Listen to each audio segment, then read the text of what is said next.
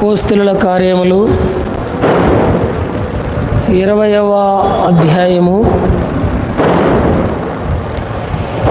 27, 28, 29 3 వచనాలు అందరం కలిసి చదువుకుంటాం.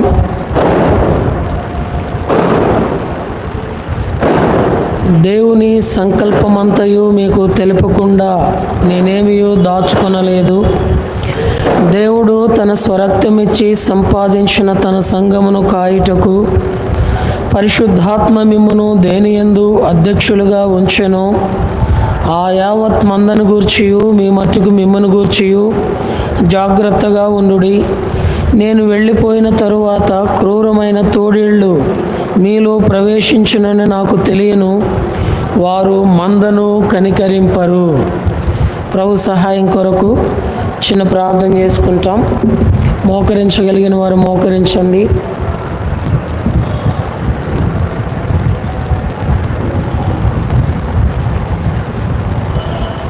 ప్రేమ కలిగిన మా తండ్రి, పరిశుద్ధుడు అయిన మా దేవా,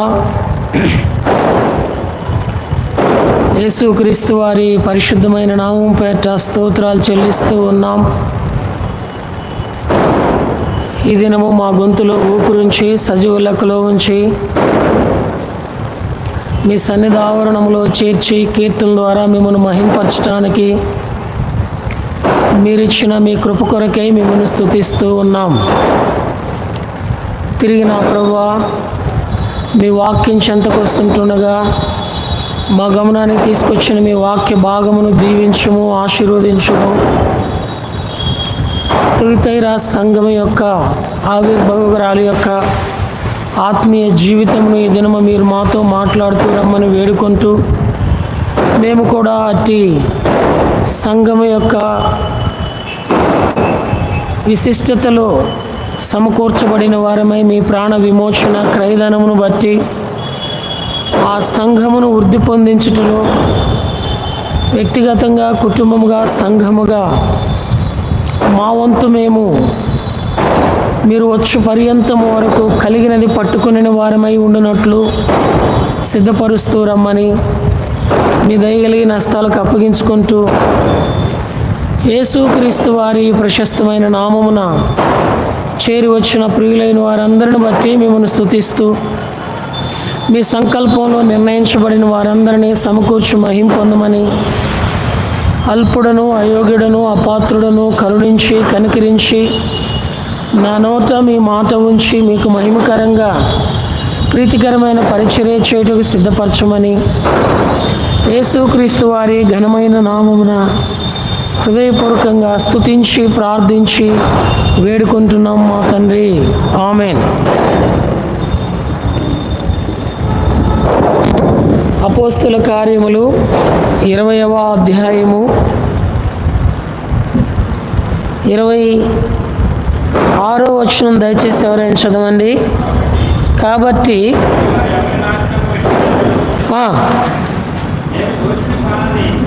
27 చదవన్నా మన్నించు. 27 దేవుని సంకల్పమంతయు మీకు తెలుపకుండా నేనేమీ దాచుకొనలేదు. దేవుడు తన స్వరక్తమిచ్చి సంపాదించిన తన సంఘమును కాయుటకు పరిశుద్ధాత్మ మిమ్మును దేనియందు అధ్యక్షులుగా ఉంచెను. ఆ యావత్ మందను గూర్చియు మీ మట్టుకు మిమ్మును గూర్చియు. చాలండి.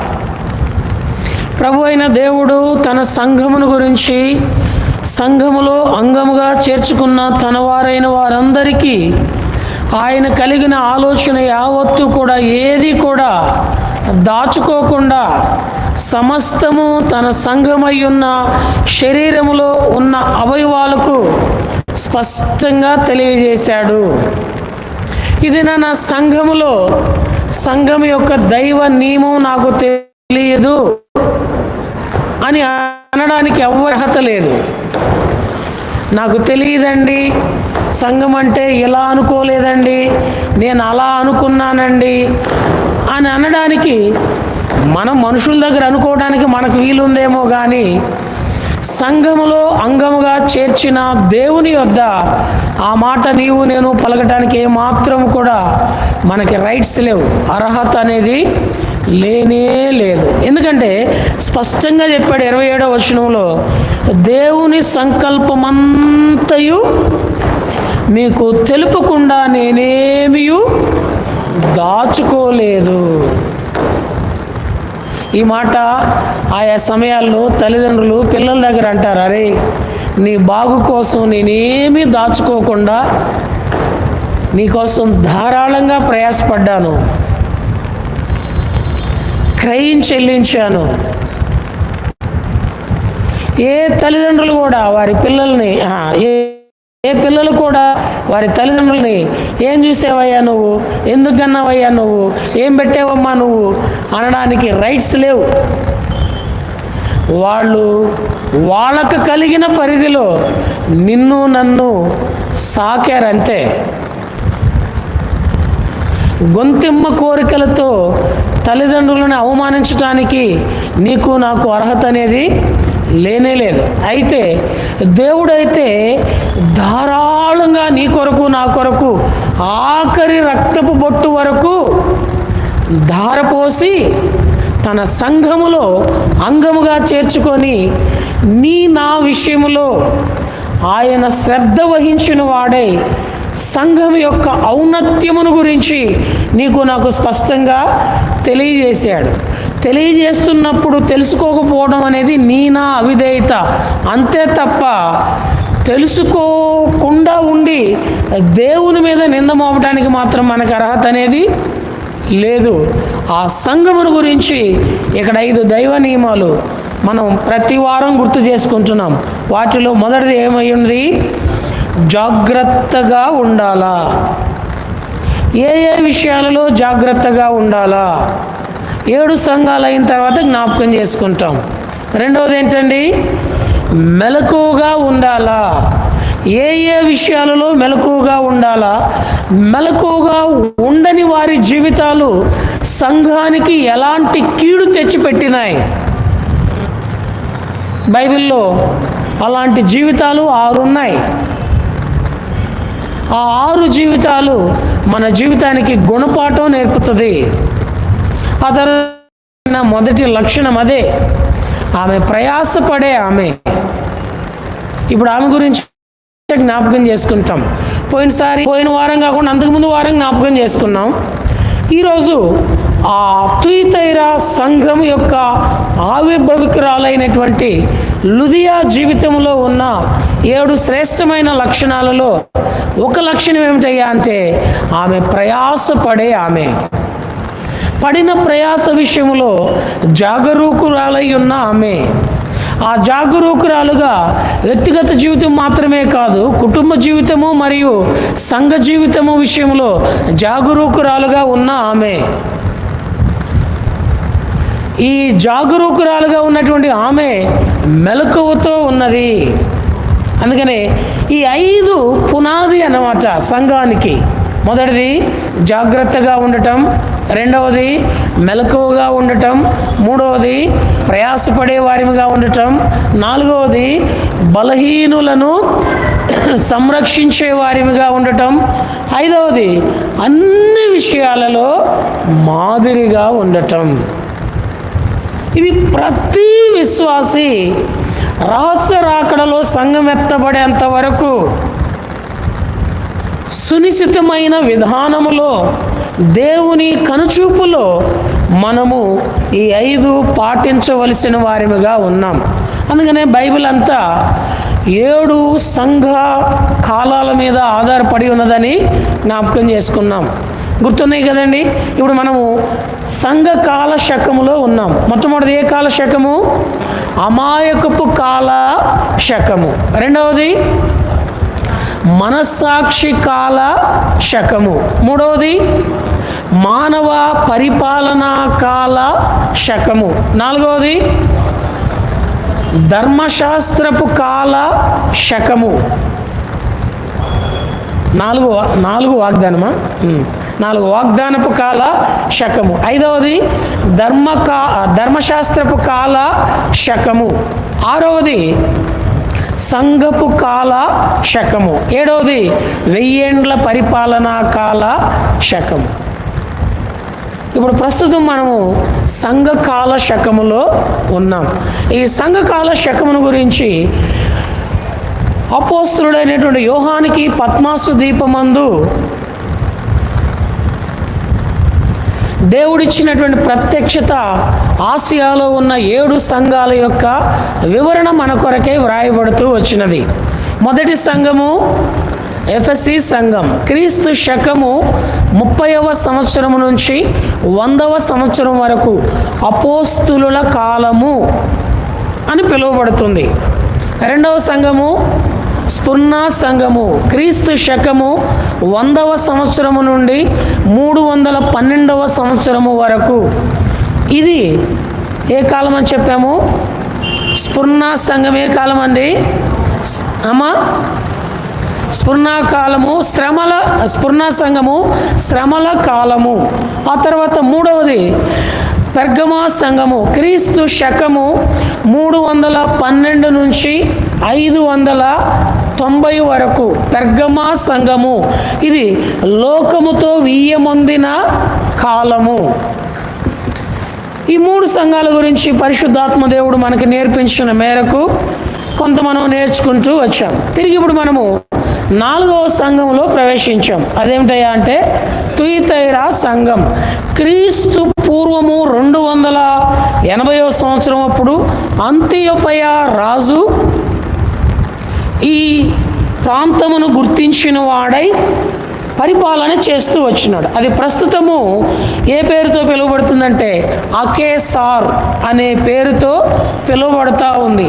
తుయతైరా సంఘము మంచి వ్యాపార కేంద్రం కలిగినటువంటి సంఘం. ఈ తుయతైరా పట్టణంలో ఉన్నటువంటి వారు దేశ విదేశాలలో వ్యాపారం చేయగలిగినటువంటి వ్యాపారవేత్తలు. ఈ పట్టణంలో ఎక్కువగా జరిగే వ్యాపారము ధనవంతుల మధ్య జరిగేది. పేదవారి మధ్య ఆ పట్టణం అంతా వ్యాపారం ఏమీ ఉండదు, ఎక్కువ ధనవంతులు.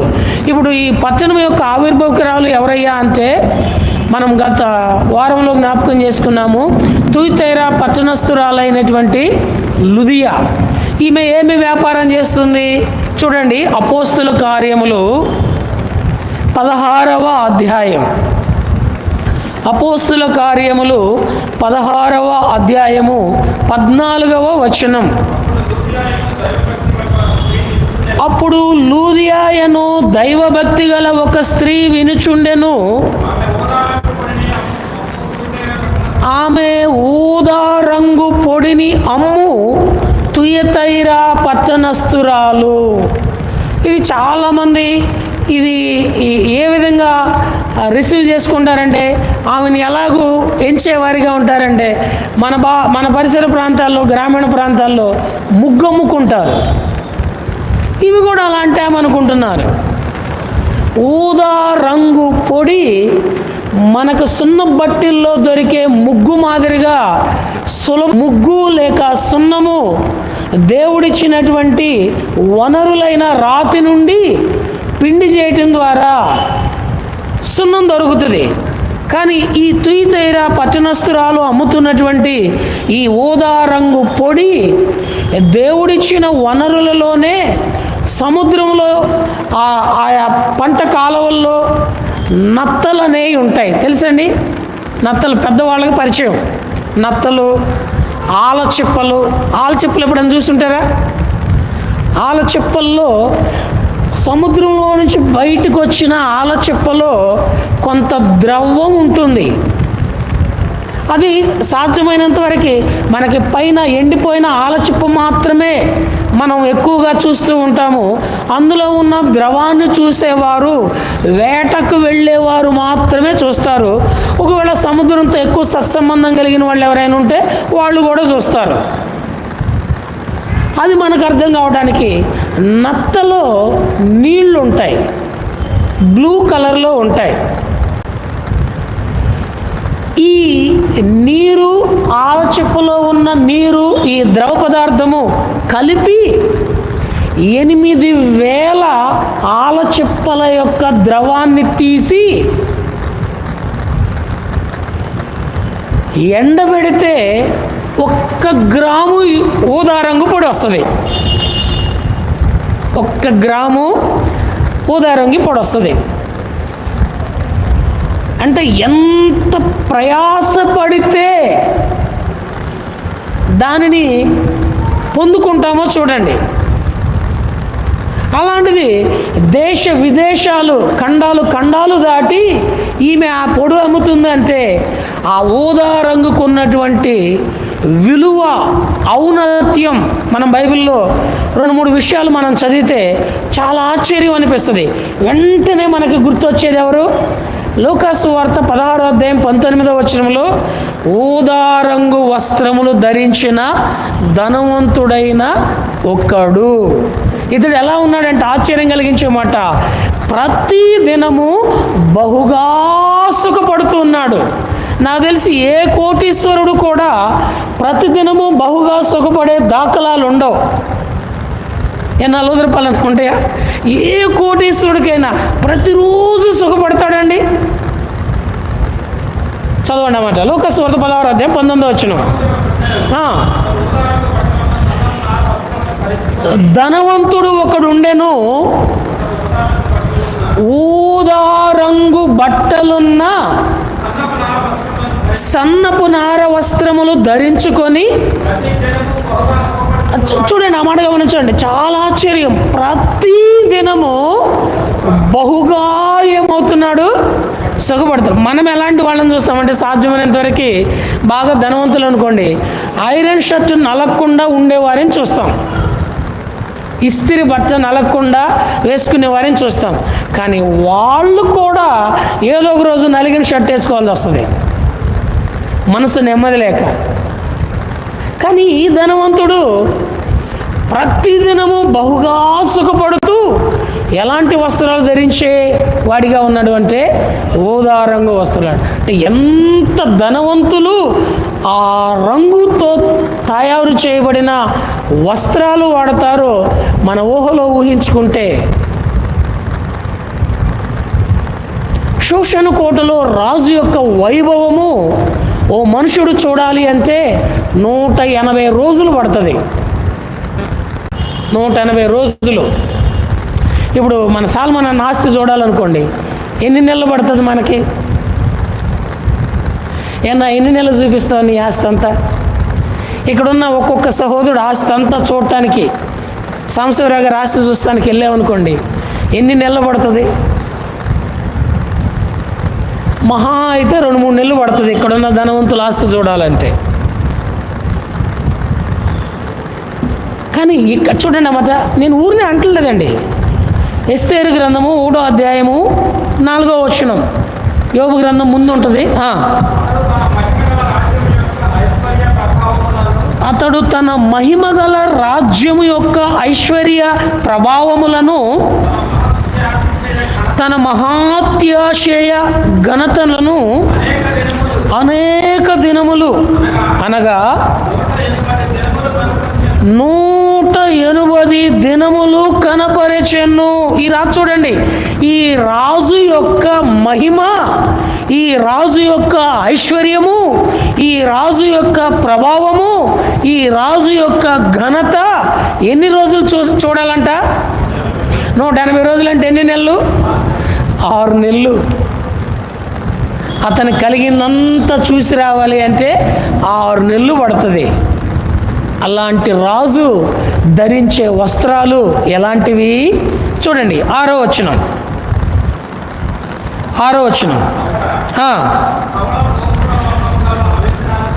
ధవళ ధూమ్ర వర్ణములు గల అవిసనారతో చేయబడిన త్రాళ్లతో చలువరాతి స్తంభముల మీద ఉంచబడిన వెండి కమ్ములకు తగిలించిన తెలుపును ఊదా రంగును కలిపిన తెరలు వ్రేలాడుచుండెను.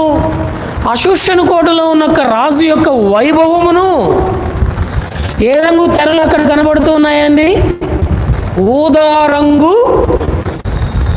తెరలు. 180 రోజులు తన వైభవాన్ని చూయించగలిగిన రాజు ఆవరణంలో, అంతఃపురంలో అతని దేహం మీద ఊదా రంగు వస్త్రాలు ఉన్నాయి. ఇప్పుడు కొంతమంది వాక్యం మీద బాగా అవగాహన కలిగిన వాళ్ళు ఈ 2 వచనాలను బట్టి ఏమంటారంటే, భలేవాడివన్న ఆయన తెరలు వేలాడదీస్తే మీరేంది ఆయన వస్త్రాలు ధరించారని చెబుతున్నారు? ఒకవేళ ఇప్పుడు రాకపోయినా తర్వాత అయినా రావాలి కదా. అందులో హైమావతి గారు లాంటి వాళ్ళు ఉన్నారంటే వాక్యాన్ని వడపోత వచ్చిన వాళ్ళు. ఏం చేయాలి అప్పుడు? అక్కడ ఎందుకు చెప్పినాము అంటే ఆ మాట, ఈ మొర్దుకైని చంపటానికి దుష్టుడైన హామాను పూనుకుంటాడు. మొర్దుకై విషయంలో దేవుడు జోక్యం చేసుకొని రాత్రికి రాత్రి రాజుకు నిద్ర పట్టకుండా చేసి మొర్దుకై చేసిన మేలును ఎరిగిన వాడై ఇప్పుడు ఆ దుష్టుడైన హామాను, ఇదంతా మనందరికి బాగా పరిచయమైన మాటే, కొన్ని గుర్తు చేస్తున్నాను అంతే. ఏ ఉరికొయ్య మీద అయితే మొర్దుకైని చంపడానికి రాజు సన్నిధికి వెళ్ళాడో అప్పుడు అదే రాజు ఈ మొర్దుకైని ఈ దుష్టుడైన హామాను అడుగుతాడు, రాజు గణపరచాలంటే వాడిని ఏం చేయాలి అని. ఇక వాడికి నన్ను తప్ప ఇంకెవడు గణపరుస్తాడు అనుకున్నాడో ఏమో, నోటుకొచ్చిందల్లా చెప్పేశాడు. ఇప్పుడు మొర్దుకైని చూడండి రాజు ఎట్లా కనపరిచాడు. ఎస్తేరు గ్రంథము 8వ అధ్యాయము 15వ వచనం. అప్పుడు మొర్దుకై ఊదా వర్ణమును తెలుపు వర్ణము గల రాజవస్త్రమును, షూషను కోటలో ఉన్న రాజు అంతఃపురంలో వేలాడదీయబడినటువంటి ఆ వస్త్రములు ఊదా వర్ణపు రంగు కలిగినవి, తెలుపు వర్ణపు రంగు కలిగినవి. అవి వేలాడదీయబడటం మాత్రమే కాదు, అవి ఆయన ధరించేవి. ఇంత వైభవం కలిగినటువంటి రాజు ఇప్పుడు మొర్దుకైని కనపరచడానికి ఆయన ఏమన్నాడంటే, రాజు వస్త్రాలు ధరింపాలి రాజా, రాజు గుర్రం మీద ఊరేగించాలి రాజా, రాజకిరీటం పెట్టాలి రాజా అనేసరికి ఇవన్నీ తీసుకుని వెళ్ళి మొర్దుకైకి పెట్టు. మొర్దుకైకి ఇప్పుడు ఏ వస్త్రాలు ధరింపజేశారండి? 8:15 ప్రకారము ఊదారంగు. అంటే ఈ ఊదారంగు పొడితో ధరించే వస్త్రాలు, తయారు చేసే వస్త్రాలు ఎవరు ధరించేవి? రాజులు ధరించేవి. ప్రపంచంలో బలమైన సామ్రాజ్యము బబులోను సామ్రాజ్యం. బబులోను సామ్రాజ్యంలో కూడా దానియేలు మెనే షెకేల్ ఉఫార్సిన్ అనే దేవుని యొక్క వాక్యపు వ్రేలి వ్రాతను ఎవరు తెలియజేస్తారో వారికి రాజు ధరింపజేసిన వస్త్రాలు ఏమిటయ్యా అంటే ఊదారంగు వస్త్రాలు. చూడండి అన్నమాట, దానియేలు గ్రంథం 5వ అధ్యాయం 7వ వచనం. రాజు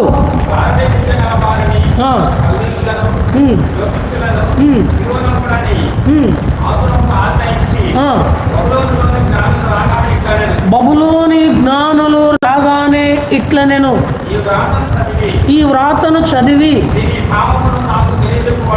దీని భావమును నాకు తెలియచెప్పువాడెవడో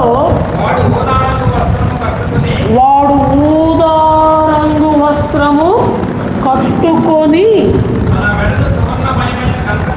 చాలండి మనకు అవసరమైన మాట. దానియేలు గ్రంథము 5వ అధ్యాయం 7వ వచనంలో ఎవరైతే దేవుని యొక్క చేవు రాతను తెలియజేయబడిన జ్ఞాని ఉన్నాడో ఆ జ్ఞాని ఏ వస్త్రాలు ధరించాలంట?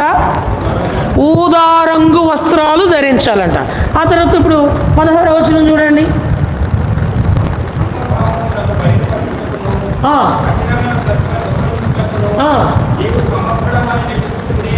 నీవు సమర్థుడవని నిన్ను గూర్చి విని ఉన్నాను గనుక ఈ వ్రాతను చదువుటకును దాని భావమును తెలియజెప్పుటకును నీకు శక్యమైన ఎడల నీవు ఊదారంగు వస్త్రము కప్పుకొని. ఇప్పుడు మరి దానియేలు ఊదా రంగు వస్త్రం ధరించుకున్నాడా లేదా? 28వ వచనం. అదే దానియేలు గ్రంథము 5వ అధ్యాయము 28వ వచనం. బెల్షస్సరు రాజు ఆజ్ఞ ఇయ్యగా వారు దానియేలునకు ఊదా రంగు వస్త్రము తొడిగించి. ఇప్పుడు ఊదా రంగు పొడితో తయారు చేసే వస్త్రాలు ఎవరు ధరిస్తారు? రాజులు. ఎవరు ధరిస్తారు? వైభవం కలిగిన వారు. ఎవరు ధరిస్తారు? పరలోకమందున్న మర్మమును తెలియజేయబడగలిగే జ్ఞానులు. ఇలాంటి పొడిని, ఊదా రంగు పొడిని, ఇది ఏ కలర్లో ఉంటుందయ్యా అంటే పర్పుల్, వంకాయ రంగు. అందుకని నత్తలో ఉన్న నీళ్లు కూడా మీరు గమనిస్తే, ఆ ద్రవాన్ని కనుక గమనిస్తే ఏ రంగులో ఉంటుంది? ఆ నత్తలో ఉన్న ద్రవము మనిషి మనోనేత్రమును తేటపరుస్తుంది. అందుకని పూర్వీకులు ఏం చేసేవారయ్యా అంటే ఇప్పుడు వాళ్ళకి చాలామందికి తెలియదు, ఆ పంట కాలంలో వచ్చే నత్తలను పగలగొట్టి నత్తల కూర తింటారు. కంటికి, ఒంటికి, పంటికి మంచిది అంటారు. అందులో ఉన్న ఆ నీరు కళ్ళల్లో కూడా వేసుకుంటారు. ఇప్పుడంటే కళ్ళ డాక్టర్లు ఎక్కువయ్యి ఏవి పడితే ఇస్తున్నారు, కానీ ఆ దినాల్లో ఆ నత్తలో ఉన్న నీళ్లు పోసేవారు. పెద్దవాళ్ళకి అది కాస్త కొద్దిగా పరిచయం. నీలి రంగులో ఉంటుంది, పంట చేలల్లో కనబడుతూ ఉంటాయి.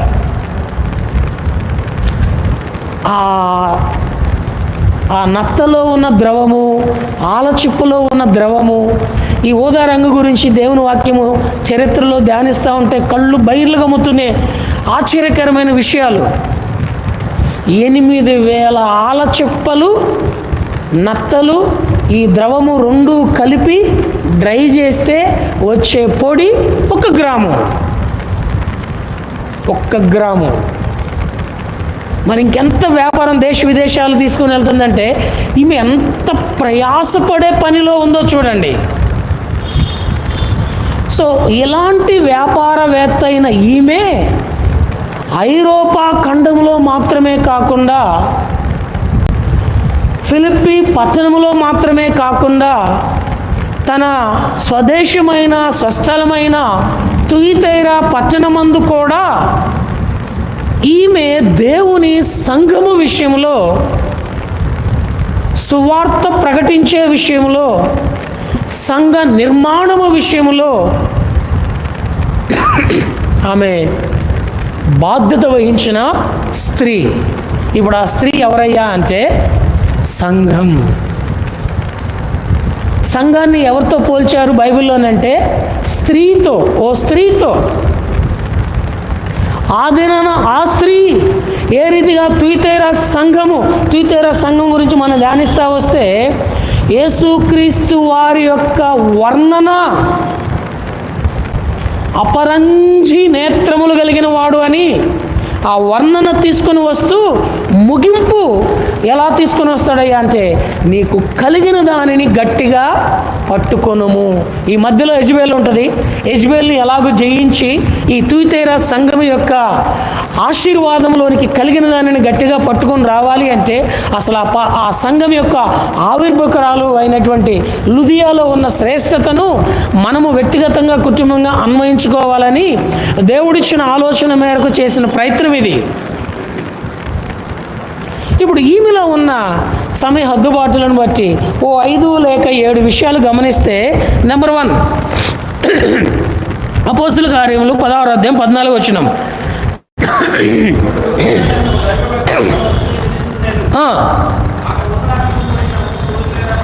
చాలు. ఆమె ఊదా రంగు పొడి అమ్ము తుయితైరా పట్టణస్థురాలు. లుదియా అనగా 2 అర్థాలు. పోయిన వారం ఒక అర్థం చెప్పాను, ట్రెమెన్, ప్రసవ వేదన. రెండవ అర్థం ఏమిటంటే దివిటి, వెలిగించుట, వెలుగయ్యున్న అని అర్థం. ఈమె ఊదా రంగు పొడి వ్యాపారం చేసేటువంటి ఆమె. ఈమె గురించి మనం ఏం చెప్పొచ్చు అంటే ప్రయాసపడే స్త్రీ, పని కలిగిన స్త్రీ. ప్రయాసపడే స్త్రీ, పని కలిగిన స్త్రీ, వ్యాపారం చేయగలిగిన, ఇవన్నీ ఒకటే మాటలోనే. వ్యాపారం చేయాలంటే ఏం కావాలి? ఊరిని జరిగిద్దా వ్యాపారం? ప్రయాసపడాలా. ప్రయాసపడేది కూడా ఎలాంటి వ్యాపారము, ఎలాంటి ప్రయాస అంటే విలువ కలిగిన వ్యాపారము. ఇవి చేసే వ్యాపారం ఏంటండి? ఇప్పుడు చూడండి, మనం రోడ్డునే వెళ్తుంటే రోడ్డు ప్రక్కన ఇడ్లీ అమ్ముకునే వాళ్ళు ఉంటారు. వాళ్ళు ఏం చేస్తున్నామంటే వ్యాపారం చేస్తూనే ఉంటారు. ఆ వ్యాపారం ఈ వ్యాపారం ఒకటే అవుతుందా?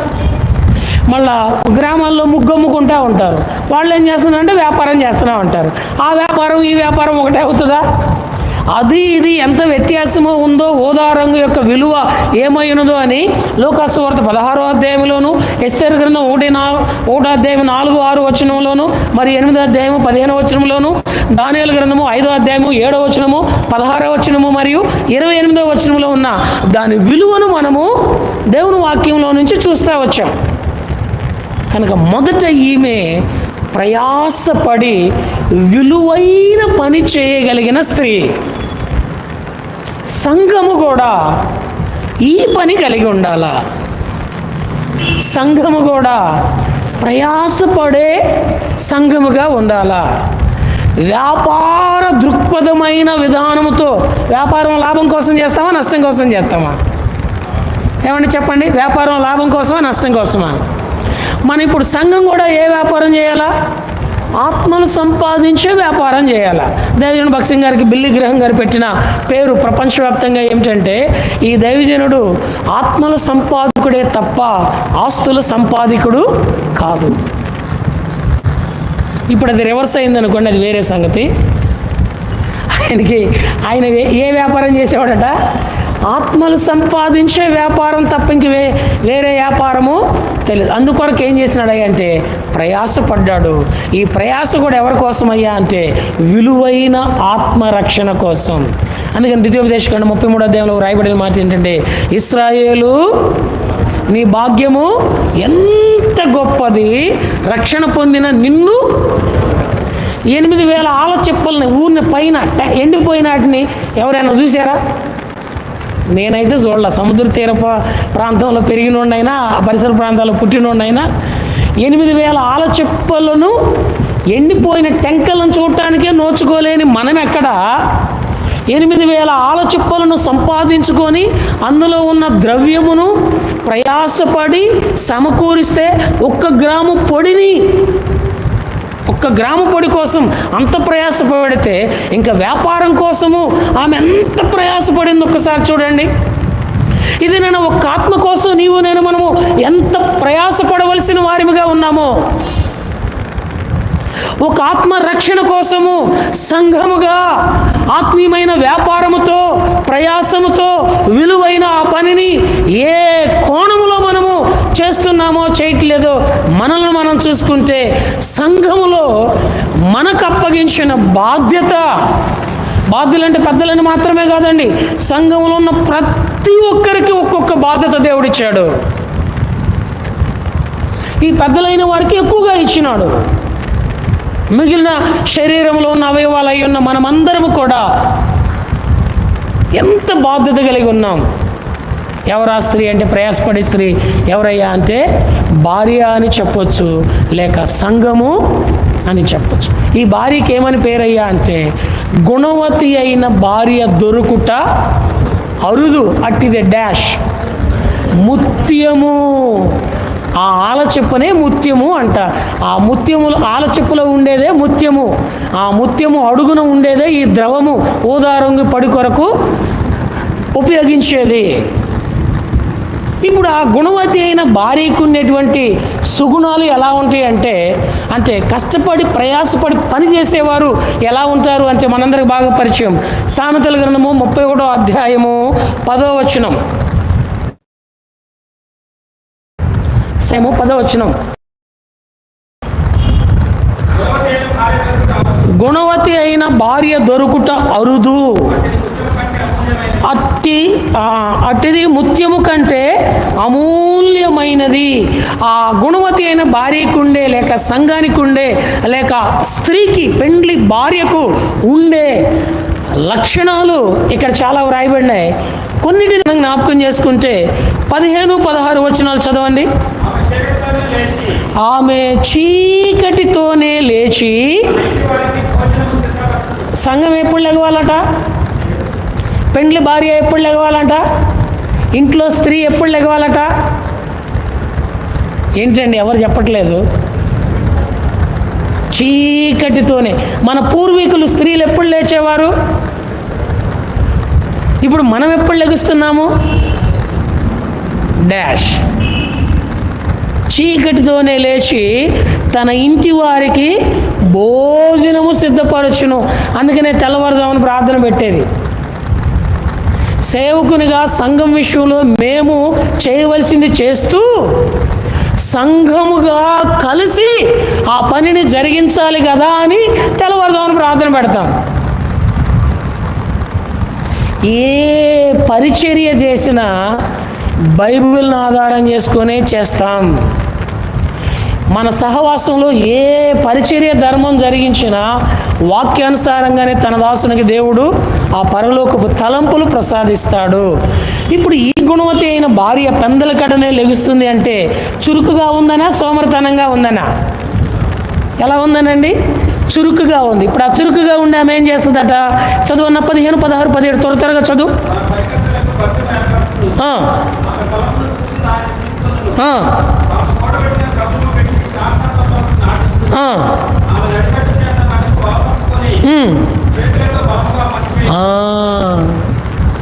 ఇవన్నీ సంఘమునకు, కుటుంబంలో స్త్రీకి ఉండవలసినటువంటి బాధ్యతలు.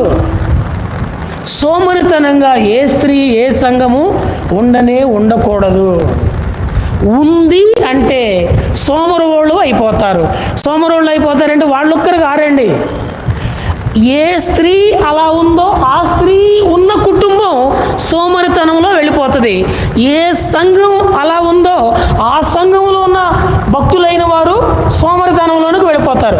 సోమరితనానికి ఉండే స్వభావాలు ఎలా ఉంటాయి? నిన్న వారం అంతకుముందు వారము మూర్ఖుని స్వభావాలు చూసాం బలవర్తమానంలో. గుర్తుందా? గుర్తుంటే మనకేం, గుర్తుండకపోతే మనకేం అంటారా? గుర్తులేవా? మూర్ఖునుకుండే 7 మంచి దరిద్రపు లక్షణాలు జ్ఞాపకం చేసుకున్నాం. ఇప్పుడు మన సమయ హద్దుబాటులను బట్టి ఈ సోమరికి ఉండేటువంటి 7 దరిద్రపు లక్షణాలను చూస్తే వీటిని జయిస్తేనే గుణవతి అయిన భార్య వలె పనిచేసే స్త్రీగా, సంఘముగా, తుయితైరా పట్టణస్థురాల యొక్క ఆ సంఘ ఆవిర్భావముతో మనము కూడా ఏకీభవిస్తాం. చూడండి ఎలా ఉంటారో సోమరోళ్ళు. సామెతల గ్రంథము 12:24 త్వరగా. శ్రద్ధగా పనిచేయవారు ఏలుబడి చేయుదురు, సోమరులు వెట్టి పనులు. దేవుడేమో సంఘాన్ని ఏలుబడి చేసే జాబితాలోనికి తీసుకొని పోవడానికి ఇష్టపడుతుంటే సోమరిగా ఉన్న వాళ్ళు ఏం చేయడానికి ఇష్టపడుతున్నారండి? వెట్టి పని అంటే దాసులు, బానిసలు. దేవుడు నిన్ను స్వరక్తమిచ్చి కొంది, సంఘములో అంగంగా చేర్చింది నిన్ను ఏలుబడి చేసేవానిగా, ఏలికగా, తలగా, తన స్థానములో. అయితే మనం అట్టుండడానికి ఇష్టపడం. ఎప్పుడు దేనికో దానికి బానిసలమే. అది ఏంటయ్యా అంటే రకరకాలు, ఒక్కొక్కళ్ళు ఒక్కొక్క రకం. కొంతమంది ఏమో అలుగుడికి బానిసలు అవుతారు, కొంతమంది ఏమో అక్కడ ఇక్కడ చెప్పడానికి బానిసలు అవుతారు, కొంతమంది ఏమో ఏడవడానికి బానిసలు అవుతారు, కొంతమంది ఏమో ఏడిపించడానికి బానిసలు అవుతారు. ఏం చెప్తాం? ఒక్కొక్కడికి ఒక్కొక్కటి ఉంటుంది, అందరికి ఒకటే ఉండదు కదా. దేవుడేమో ఏలుబడి చేసే చురుకు కలిగిన వానిగా ఉండమంటే లేదు నేను ఏలుబడి చేయను, సోమరిగా ఉండి బానిసగా ఉంటాను అంటే ఈ సంఘం యొక్క ఔన్నత్యంలోనికి రాలేము. ఇంకా చూడండి సోమరోళ్ళు ఎలా ఉంటారు. 12:27 సోమరి వేటాడినను పట్టుకొన్నాడు. ఆడు ఇంకా వేటకి వెళ్ళడం ఎందుకు? వాడు వేటకి వెళ్ళేది ఎందుకంటే పట్టుకోవటానికే కదా. ఇప్పుడు బైబిల్ పట్టుకుంది ఎందుకంటే పరలోకానికి వెళ్ళటానికే కదా. ప్రార్థనకు వస్తుంది ఎందుకంటే పరిశుద్ధంగా ఉండడానికే కదా. భక్తి చేస్తుంది ఎందుకంటే ముక్తి కోసమే కదా. సోమరి వేటాడినను దాన్ని పట్టుకోడు, అట్టటోడు సోమరుడు. అలా సంఘం ఉండకూడదు. అలాగ లుదియా లేదు. 8,000 ఆలచుప్పలు దేనికి సాదృశ్యమయ్యా అంటే 8 అనే సంఖ్య నూతనత్వానికి గుర్తు. బైబిల్లో ప్రతి సంఖ్యకు ఒక్కొక్క అర్థం ఉంది. 1 అంటే ఒక్కడే దేవుడు, 2 అంటే సహవాసం, 3 అంటే త్రిత్వం, 4 అంటే దిక్కులు, సువార్త, నెమ్మది, 5 అంటే కృప, 6 అంటే మానవ సంఖ్య, 7 అంటే సంపూర్ణత, 8 అంటే నూతనత్వం, 9 అంటే తలాంతులు, కృపావరాలు, 10 అంటే శ్రమ, 11 అంటే అసంపూర్ణ సంఖ్య, 12 అంటే పరిపూర్ణమైన సంఖ్య, 13 అంటే తిరుగుబాటు. ఇప్పుడు నెంబర్స్ ఏమో నేర్చుకోము, ఊరినే గుర్తు చేస్తున్నాం అంతే. సోమరోడు ఎలా ఉంటాడో ఇంకా చూడండి. సామెతల గ్రంథము 13వ అధ్యాయం 4వ వచనం. సోమరి ఆశపడును కానీ వాని ప్రాణానికి ఏమీ దొరకదు. వేటాడాడు, ఏమీ దొరకలేదు. చివరికి ఆశపడ్డాడు. ఆశపడినా కానీ కొంతమందికి భలే ఆశ ఉంటుంది, ఇష్టానుసారంగా జీవించి పరలోకం వెళ్ళాలని.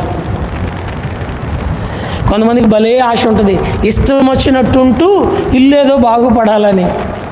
కొంతమందికి భలే ఆశ ఉంటుంది, ఇష్టానుసారంగా క్లాసులు ఎగ్గొట్టేసి రేపు ఎగ్జామ్స్ రాసిన తర్వాత రిజల్ట్ రాగానే స్కూల్ ఫస్ట్ రావాలని. మామూలుగా పాస్ అవ్వాలని కూడా ఉండదు ఆడికి ఆశ, స్కూల్ ఫస్ట్ రావాలని ఉంటుంది.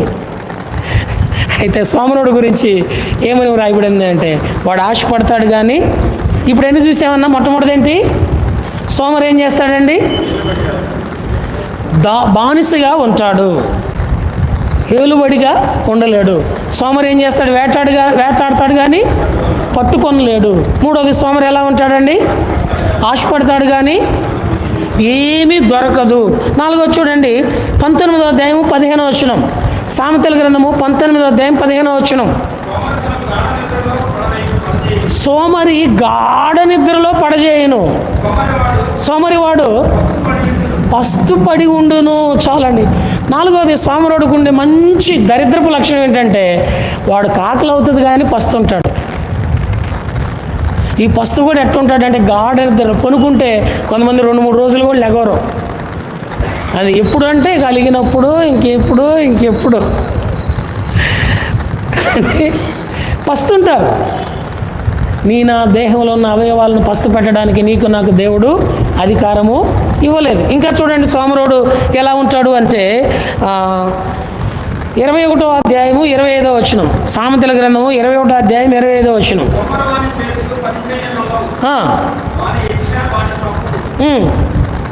సోమరి వాని చేతులు పని చేయ నొల్లవు, వాని ఇచ్చ వాడిని ఏం చేస్తుంది, ఇక వాడిని వాడు పని చేయడు, పని చేసేవాడు కూడా పని చేయలేడు. సోమరు వాడు ఎలా ఉంటాడంటే, ఇప్పుడు చూడండి, చిన్నప్పుడు స్కూల్కి వెళ్ళేటప్పుడు ఒకళ్ళ ఇంటి మీదకి వెళ్ళాలి, క్లాస్మేట్స్ ఉంటారు దారిలో.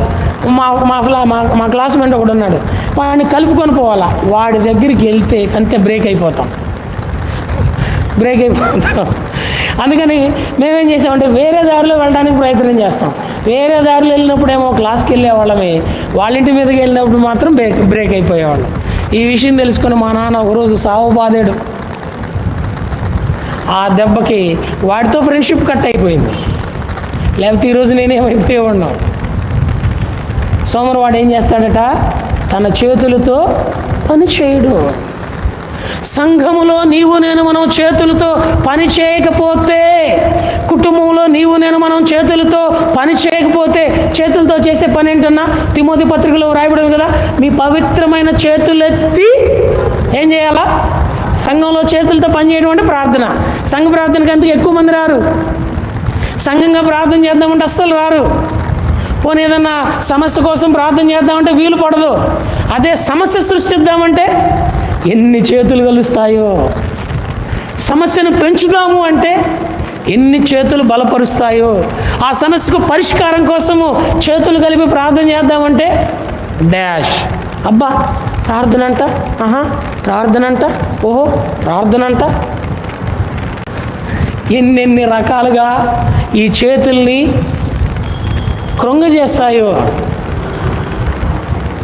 ఇంకా చూడండి సోమరవాణి సుగుణాలు ఎలా ఉన్నాయో చూడండి. 26వ అధ్యాయం 14వ వచనం. సామెతల గ్రంథం 26వ అధ్యాయం 14వ వచనం. చదువు అన్నా. ఉతక మీద తన పడక మీద సోమరి తిరుగును. వాడు తొందరగా నిద్ర లెగవడు. మంచం మీద అటు ఇటు డొల్లు పడుతూ ఉంటాడు, తిరుగుతూ ఉంటాడు. అటు ఇటు తిరిగేది ఎవరయ్యా అంటే యోబు గ్రంథంలో దేవుడు అడుగుతాడు, ఎక్కడి నుంచి వచ్చేవరా నువ్వు అంటే, నేను భూలోకంలో అటు ఇటు తిరుగుతూ ఉన్నాడు. సోమరుడు ఎక్కడ తిరుగుతాడు? వాడు పడుకున్న స్థలంలో, అది చాప కావచ్చు, పరుపు కావచ్చు, మంచం కావచ్చు, అటు ఇటు తిరుగుతూ ఉంటాడు. ఓ పక్కన లెగవడాడు, తిరుగులాడేవాడు. ఆ తర్వాత అదే 15వ వచనంలో సోమరు వాడికి ఉండే 6వ లక్షణం, సోమరి పాత్రలో తన చెయ్యి ముంచును, నోటి యొద్దకు దానిని తిరిగి ఎత్తుట. పాప వాడికి ఆకలైంది, అన్నం కలుపుకొని తిందాం అనుకున్నాడు, ప్లేట్లో చేయి పెట్టాడు. కానీ ఇప్పుడు ఆడుకున్న సోమరితనం ఎలా ఉందంటే, ఈ చెయ్యి ఎత్తి నోటి దాకా తెచ్చుకున్నాడు. వాడు చూడండి ఎంత సోమరుడిగా ఉన్నాడు. కంచంలో చేయి పెట్టాడు కానీ అది నోటి దాకా తెచ్చుకోలేడు. ఇదే లేచి వెళ్ళిపోయి పెడితే బాగుండు. ఆశీర్వచన పాత్ర యొద్దకు వచ్చేది అది జ్ఞాపకం చేస్తుంది. ఆ తర్వాత 7వ చూడండి, 16వ వచనం.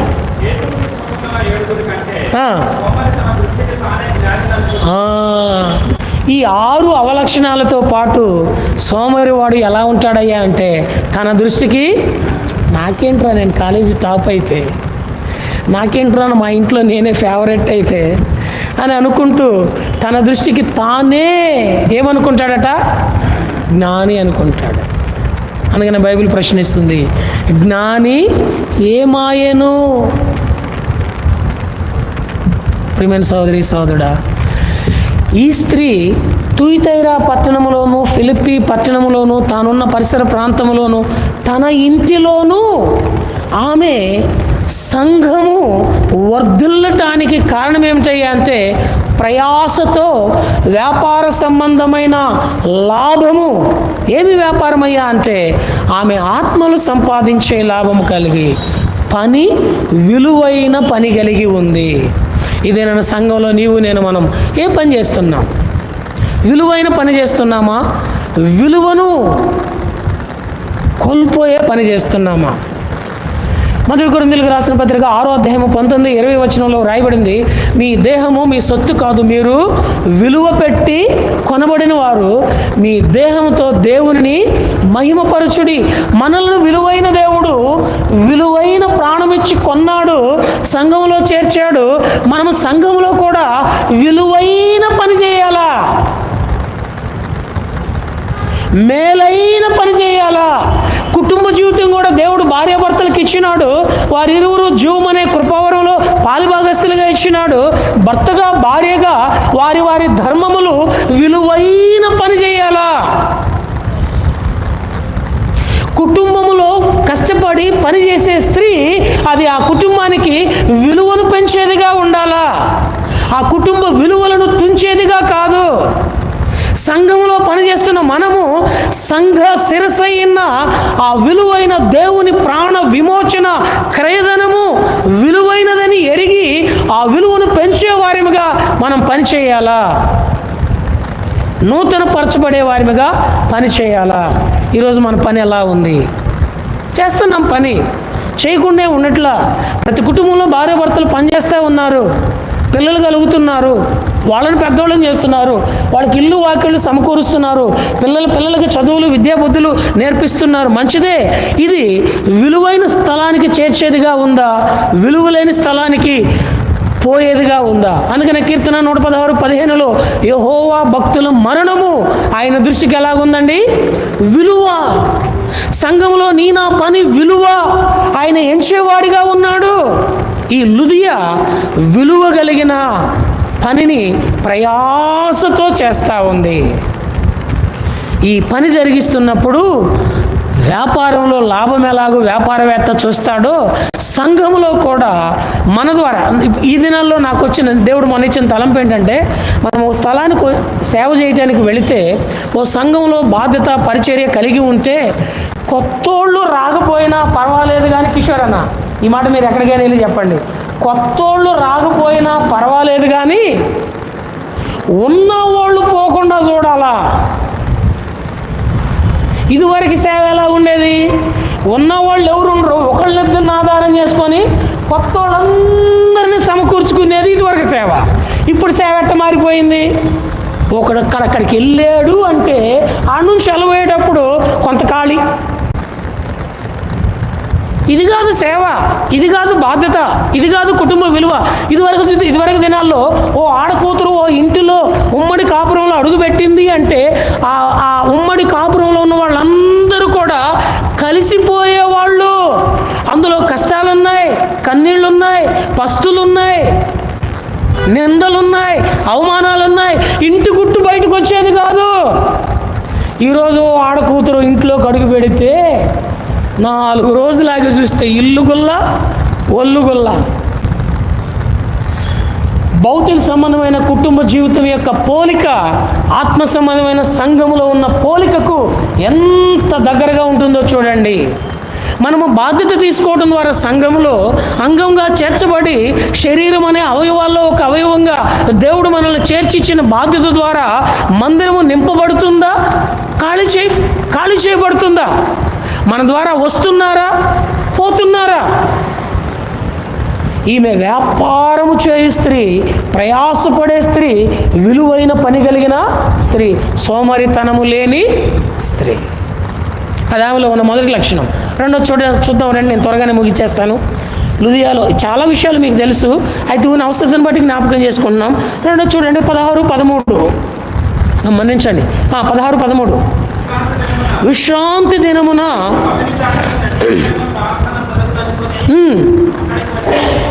అక్కడికి వచ్చి కూర్చుండి. ఆ దినాల్లో విశ్రాంతి దినం.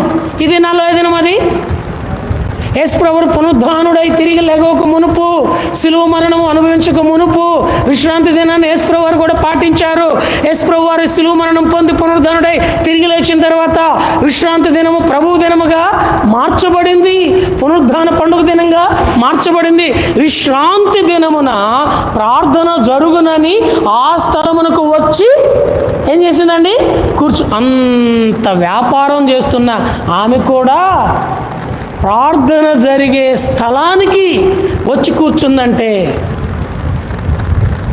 ప్రభు ఇంటికి వచ్చి కూర్చుంది అంటే, దేవుని ఇంటిని, దేవుని సన్నిధిని ఆమె ఎలా పోగొట్టుకోకుండా దేవుని ఇంటి విషయంలో తనకున్న మక్కువను జ్ఞాపకం చేస్తుందో చూడండి. దేవుని ఇంటికి దూరం అయ్యేవాడు భక్తుడు కానే కాదండి. ఆదివారము దేవుని ఇంటిని పోగొట్టుకునేవాళ్ళు. ఏదో తీవ్రమైన అనారోగ్యం అయితే దేవునికి తెలుసు, చిన్నపాటి సులభముగా చిక్కులు పెట్టేటువంటి వాటిని బట్టి, అవివేకమును బట్టి, అతిశయమును బట్టి, అనాలోచనను బట్టి, అంధత్వమును బట్టి, ఆచారమును బట్టి ఆరాధనకు దూరమయ్యే భక్తి కానే కాదు. 1991 మార్చి నెల 25వ తేదీ సాయంకాలం 4:05 బాప్తీసంలో సాక్ష్యం ఇచ్చాను. నాకు తెలిసి ఇప్పటి వరకు ఏ ప్రభువు దినమును నేను పోగొట్టుకోలేదు.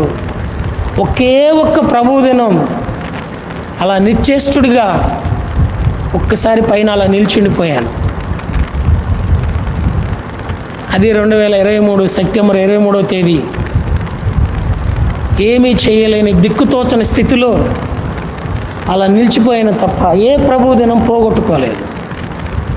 ఈమంతా వ్యాపారవేత్త అయ్యుండి అక్కడ ప్రార్థన జరుగుచున్న స్థలమునకు వచ్చి ఏం చేసిందండి?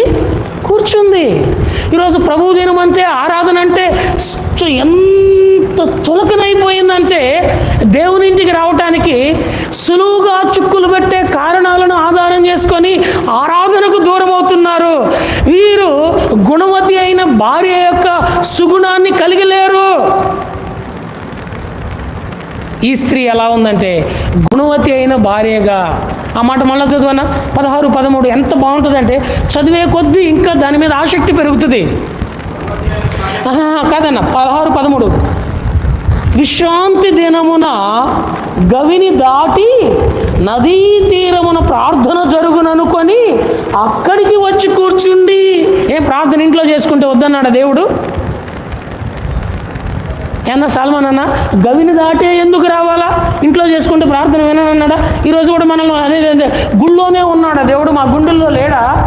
మందిరంలోనే వింటాడా దేవుడు, మా ఇంట్లో చేసుకుంటే వినడా అనేవాళ్ళు లేరండి. కానీ విశ్రాంతి దినాన అనగా ఇదేనా ప్రభువు దినాన ఆమె గవిని దాటి ఎక్కడికి వస్తుంది? ప్రార్థన జరిగే స్థలానికి, అపోస్తులైన పౌలు వాక్యోపదేశం చేయుచున్న స్థలానికి, అపోస్తుల బోధ యొద్దకు, సహవాసము యొద్దకు, సంఘ సత్యము యొద్దకు, దేవుని సంకల్పము యొద్దకు, దేవుని సన్నిధికి. ఇది నాన్న వారి వారి అతిశయ ఆలోచనలను బట్టి, వారి వారి అనాలోచన ఆలోచనలను బట్టి, వారి వారి ఆచారపు ఆలోచనలను బట్టి ఆరాధన అంటే ఎంత చులకనైపోయిందంటే నచ్చితే వస్తారు, నచ్చకపోతే రారు. ఇష్టమైతే చేస్తారు, ఇష్టం లేకపోతే చేయరు. ఇది సంఘంలో భాగస్థులు కాలేరు. ఒకవేళ ఊరు మంది, పేరు మంది, అది మంది, ఇది మంది అనుకుంటే అలవాటుగా జరిగి ఎట్ట అయిపోవచ్చేమో. ఇక్కడికే కానీ ఆయనకి సంబంధం లేదు, ఆయనతో సంబంధాలు కారు, ఆయన నిత్యత్వంలో వారు ఉండరు. లుదియా అలా ఉంది కాబట్టి ఫిలిప్పీ పట్టణం నందు, తుయితైరా పట్టణం నందు తన ఇంట తను ఎక్కడుంటే అక్కడ సంఘము ఉద్భవించింది. మూడోది చూడండి, ఆమెలో ఉన్న మూడవ లక్షణం. 4 విషయాలు చూసి ముగించుకుంటాం, టైం అయిపోయింది కనుక. మూడోది చూద్దాం రండి. అదే అపోస్తుల కార్యములు 16వ అధ్యాయము 14వ వచనం. లుదియాయను దైవభక్తి గల ఒక స్త్రీ ఏం చేస్తుందండి? వినుచుండెను. ఈమె ఏం చేస్తుందయ్యా అంటే వినుచున్నది. ఇంకో మాట చూడండి, అక్కడ ఆమె ఆయన మాటలు అదే వచ్చిన కంటిన్యూషన్ చేయండి. వినుచుండెను, ప్రభు ఆమె హృదయం తెరిచెను గనుక పౌలు చెప్పిన మాటల యందు ఆమె లక్ష్యముంచెను. 4వది ఏమిటయ్యా అంటే ఆమె వినుచున్నది. ఎలా వింటుందంటే దేవుని సేవకుని ద్వారా వచ్చే మాటలు, దేవుని వాక్యం మీద లక్ష్యముస్తుంది. ఇంక వేరే ఆలోచన ఏమి లేదు. పౌలు వాక్యం చెప్తే ఎట్లా చెప్తాడు? మాలా చెప్తాడా? ఏనా పౌలు వాక్యం చెప్తే బైబిల్లో రాయబడింది, పౌలు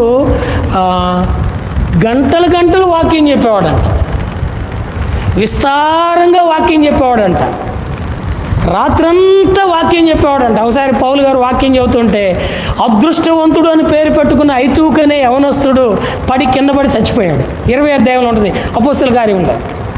ఆడి పేరు ఐతూకు. ఐతూకు అంటే అర్థం ఏంటంటే అదృష్టవంతుడు. వాక్యం దగ్గరకు వచ్చాడు, నిజంగానే అదృష్టవంతుడు, కానీ వినకుండా దృష్టి ఎక్కడో పెట్టుకున్నాడు, అందుకని పడి చచ్చిపోయాడు. అక్కడ పౌలు గారు ఉన్నాడు కాబట్టి బతికించాడు. ఇప్పుడు అలా చచ్చిపోతే ఊరు బ్రతికించే వాళ్ళు లేరు.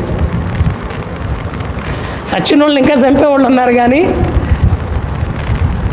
అయితే ఈ స్త్రీ ఏం చేస్తుందయ్యా అంటే వినుచున్నది, పౌలు చెప్పే మాటల మీద లక్ష్యముంచినది. నిన్న భాగ్యరావన్న మేము మొన్న ఆటో నగర్ బేతెల్ పరిచర్యకి వెళ్ళి యవనస్తుల మధ్య కూడా వాక్యం చెప్పి వచ్చాం.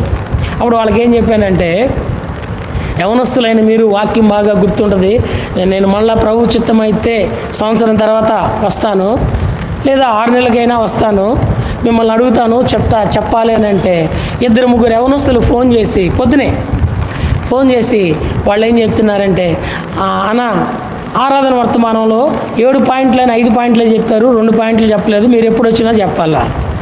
బలవర్తమానంలో కూడా 7 పాయింట్లు అన్నారు, 5 చెప్పారు, ఇంకా 2 పాయింట్లు చెప్పాలా. ఇదిగో మీరు చెప్పిన 5 పాయింట్లు ఇగో.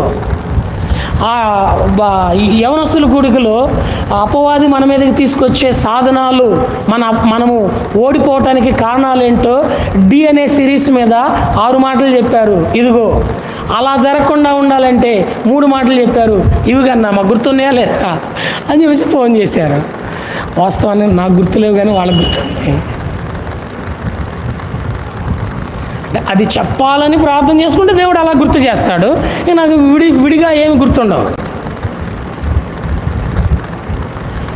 ఈ స్త్రీ ఏం చేస్తుందంటే వినుచున్నది, ఆయన చెప్పిన మాటల మీద లక్ష్యం ఉంచింది, పోయి ఇంట్లో వాళ్ళకి చెప్పింది. ఇదిగో పౌలు అనే సేవకుడు వచ్చాడు, వాక్యం చెప్పాడు, మీరు వినండి, మారు మనసు పొందండి, బాప్తిసం తీసుకోండి అని ఇంట్లో వాళ్ళందరినీ రక్షించుకుంది. ఇప్పుడు 3 మాటలు చూసాం. మొట్టమొదటి ఏంటి? ఆమె ప్రయాసపడి వ్యాపారంతో విలువైన పని చేస్తున్న స్త్రీ. రెండోది ఏంటండి?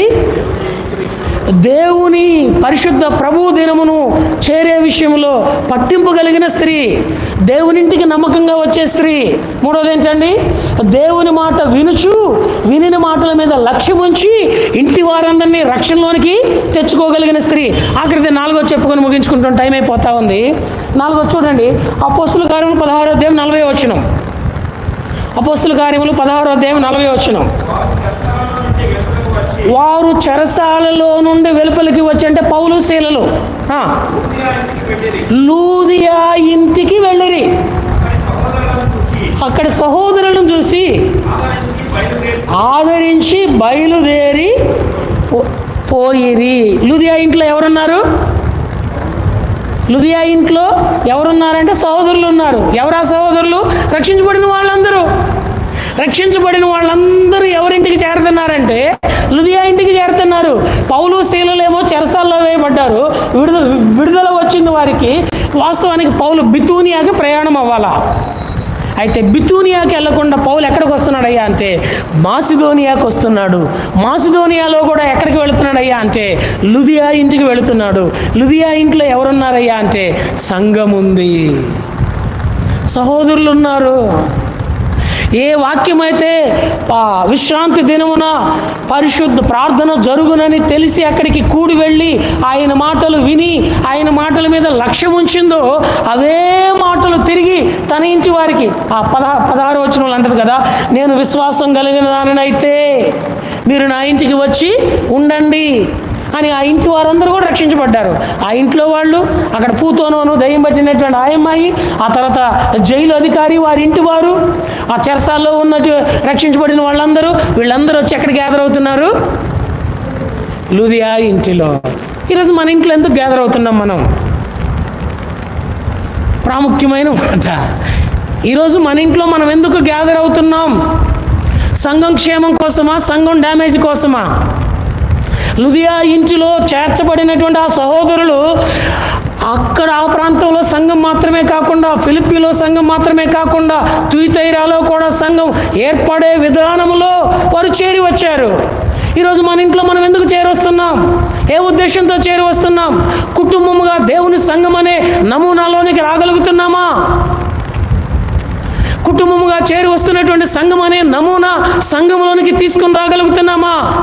సంఘం యొక్క క్షేమం కొరకు నీ వంతు నీవు, నా వంతు నేను, మన వంతు మనము ఆదరిస్తున్నామా? మళ్ళా చదువునమాట 16:40 అందరంగా.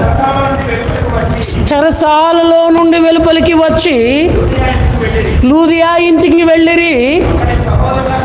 అక్కడి సహోదరులను చూచి ఆదరించి, అమూల్యమైన మాట అది.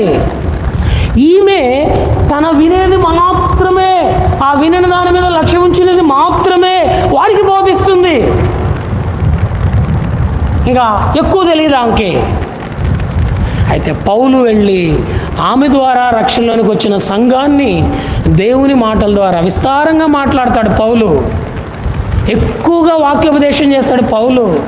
ఆ ఇంటిలో ఉన్న పరిశుద్ధులను, సహోదరులను, సహోదరులను ఏం చేసినాడంటే ఆదరించాడు. లూదియా ఇల్లు దేవుని సంఘం. అందుకనే లూదియా అనే పేరుకి అర్థం ఏమిటయ్యా అంటే, ఒక అర్థము దివిటి, వెలిగించబడింది. ఇంకో అర్థం ఏమిటంటే ప్రసవ వేదన, ఆత్మ సంబంధమైనటువంటి ఆత్మల విషయంలో భారం కలిగి ప్రసవ వేదన కలిగినది. ఈరోజు మన ఇంట ఏమున్నది? విచారం ఉన్నదా? వివేకం ఉన్నదా? వెలుగున్నదా? చీకటి ఉన్నదా? ఆదరణ ఉన్నదా? డాష్ ఉన్నదా? కొన్ని మాటలు చెప్పడానికి మనసు కాస్త కష్టం అనిపిస్తూ ఉంటుంది. క్రైస్తవ కుటుంబాలలో ఆదరణ ఉండాలా? క్రైస్తవ కుటుంబాలలో ఆశీర్వాదం ఉండాలా? క్రైస్తవ కుటుంబాలలో ఆ మహా వెలుగు ఉండాలా? క్రైస్తవ కుటుంబాలలో ఆ మహావాక్యం ఉండాలా? మన ఇంట్లో దేవుని పాటలు, దేవుని వాక్యము సదా వినబడుతుంది అనుకోండి, వాతావరణం అంతా మారిపోద్ది. మన మనసు కూడా ఆ దేవుని పాట ద్వారా, దేవుని మాట ద్వారా మార్పు చెందుతుంది. ఈరోజు మన ఇంట్లో ఏం వినబడుతున్నాయి? ఏ పాట వినబడుతుంది? ఏ మాట వినబడుతుంది? ఎలాంటి మాట వినబడుతుంది? ఎలాంటి మాటల కోసం చేరి వస్తున్నాం?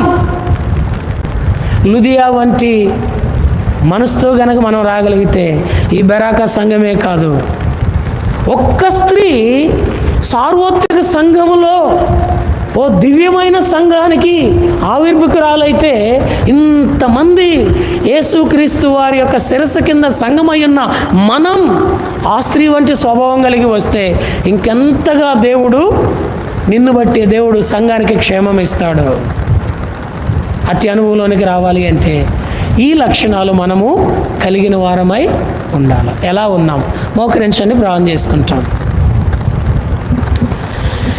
ప్రేమ కలిగిన మా తండ్రి, పరిశుద్ధుడైన మా దేవ, యేసు ప్రభువు వారి పరిశుద్ధమైన నామం పేరిట స్తోత్రాలు చెల్లిస్తూ ఉన్నాం.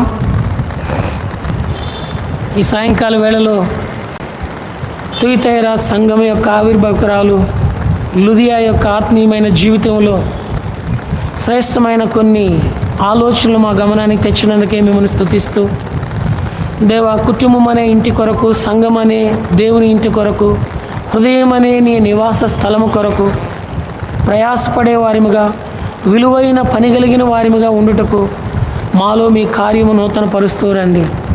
ప్రభు సన్నిధిని, ప్రభు దినమును, ప్రభు యొక్క సహవాసమును పెడచవని పెట్టేవారిమిగా కాక దాని యొక్క పరమార్థము గ్రహించిన వారమై ఆత్మతో సత్యముతో ఆరాధిస్తూ, ఆత్మతో మనసుతో ప్రార్థించే వారిమిగా సిద్ధపరచండి. మీ మాటను వినుచు మీ సేవకుల ద్వారా, మీ ఉపదేశకుల ద్వారా, మీ బోధకుల ద్వారా, మీ కాపరుల ద్వారా, మీ సువార్థికుల ద్వారా, మీ ఆత్మ ద్వారా మాకు అందిస్తున్న మీ వాక్యం యందు లక్ష్యముంచిన వారమై అదే తీసుకుని పోయి ఇంటిలో చెప్పి ఇంటిలో వారందరూ రక్షణలోనికి తెచ్చుకునే వారిమిగా మీ కార్యాభివృద్ధిగా జరిగించండి. దేవా, నా ఇంట, మా ఇంట, మేము చేరి వచ్చే దేవుని ఇంట సహోదరి సహోదరుల మధ్య ఆదరణ, ఆశీర్వాదము, ఆరోగ్యము, ఆత్మీయమైన తీవ్రత, ఆ రహస్య రాకడ కొరకై సిద్ధపాటు కలిగి ఉండినట్లు మేమున్న స్థలాలలో ఆత్మ సంబంధమైన దివిటీతో మీ ద్వీపస్తంభమైనటువంటి దేవుని సంఘం యొక్క వెలుగు పరిసర ప్రాంతాలకి ప్రజ్వలిల్లునట్లు లుదియా వంటి దైవభక్తి నాకు మాకు ప్రసాదించి మీకు మహిమకరంగా మీ మహిమను ప్రతి ఒక్కరు తీర్చుకునే వారిముగా మీ కార్యమును మాలో జరిగిస్తురమ్మని రాగలిగిన ప్రతి వారిని బట్టి మిమ్మల్ని స్తుతిస్తూ వాని అక్కర మీ చిత్తానుసారంగా తీర్చి ఆదరించి ఆరోగ్యం ఇచ్చి ఆశీర్వదించి ఆ నిత్యత్వం కొరకే ముద్రించి భద్రపరచమని విశ్వాసం యేసుప్రభువు వారి పేరట హృదయపూర్వకంగా స్తుతించి ప్రార్థించి వేడుకుంటున్నాం మా తండ్రి, ఆమేన్. మన తండ్రి అయిన దేవుని ప్రేమ, కుమారుడైన యేసుక్రీస్తు వారి కృప, పరిశుద్ధాత్మ దేవుని యొక్క అన్యోన్య సహవాసం కూడి ఉన్న మనకును సకల పరిశుద్ధులకును లుదియా వంటి ఆత్మ సంబంధమైనటువంటి సంఘం యొక్క ప్రత్యక్షత కొనసాగించాలని తీర్మానం కలిగిన తన వారందరికీ సదాకాలము దేవుడి తోడయ్యుండి నడిపి కాపాడి ఆశీర్వదించునుగాక. ఆమేన్. Praise the lord.